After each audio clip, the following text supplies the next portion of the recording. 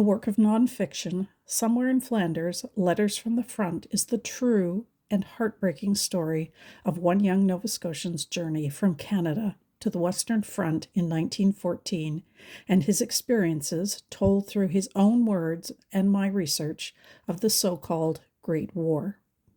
In 2018, I came across 69 letters to my grandmother from a young man she evidently fell deeply in love with, named James Johnstone. The letters gave me a look into the thoughts and feelings of a Canadian soldier.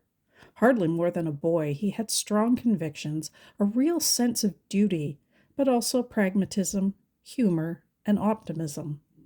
The letters gave me insight into the Canadian experience of the war. I knew it was a unique story. He was one of those first men to go over, to train in England, and to face the terrible fighting of which they had no inkling.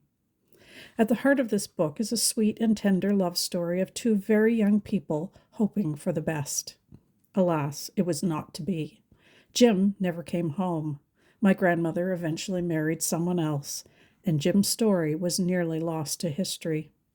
I knew these letters had to be in a book, and so was born Somewhere in Flanders, a phrase he used frequently on the tops of his letters. I'm only the co-author. Jim Johnstone is the heart and soul of this book. All 69 of his surviving letters are presented as he wrote them. There is a trigger warning. It does contain information about war violence. This is a history, part military history, part Canadian history, and a little bit of a memoir.